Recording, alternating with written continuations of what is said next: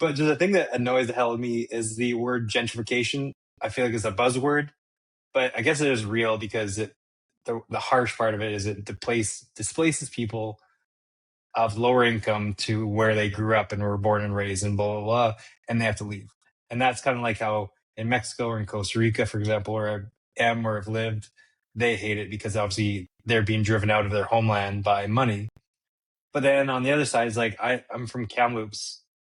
I If I didn't make enough money, I'd be fucking driven out of certain places, and it's just the USA doesn't want immigrants. Canada doesn't want people from certain countries that are flooding the country, and it's just no one wants anyone anywhere.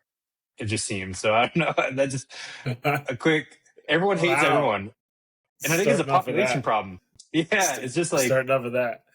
yeah, So I think, well, I wish Canada would take a harder stance, to be perfectly honest. Like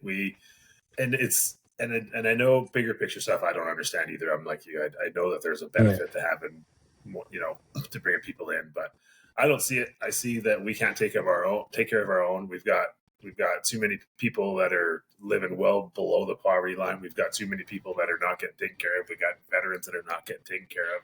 We got seniors that are not properly taken care of. Why in the hell are we bringing more people into the country? Like I just don't. I don't get it. To me, that point, and I don't know that it's necessarily bringing them in, but we bring them in and give them everything. Like there's been mm, so many breakdowns that I've seen of what people get when they come here, and they're just given handout over and over and over again.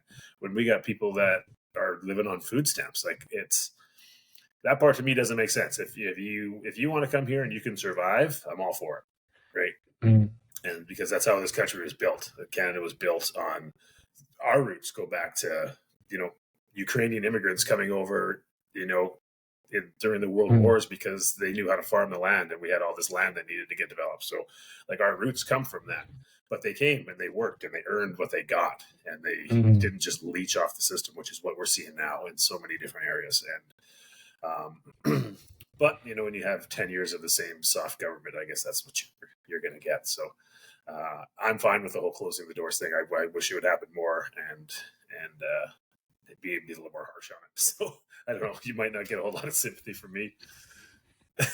Yeah. No, I think in the USA it's tough. I don't have an answer because I see on one side, kind of like you said, like we can't in the US, you can't even take care of our own people. There's poverty everywhere. It's getting worse and worse. Yeah. But then I also see like immigrants are leaving El Salvador, and there's little girls being sold and all this kind of stuff, and they're escaping it to be kind of a more of a safe haven. So it's like we used to be like the world is closed to you. So I don't know the answer on that part. It's just it's a crazy interesting Yeah. topic that I feel like I always talk about. But yeah, it's just like living in Costa Rica. They're like, we don't want any more white people. They're driving us out. And Mexico, they're like, enough gringos. Like I'm in Sailita right now. And Sailita, they're like, it's turned into America. And I'm like, well, don't worry. Like in USA don't want you. Mexicans don't want Americans. It's such an interesting topic of everyone wants to Yeah. be.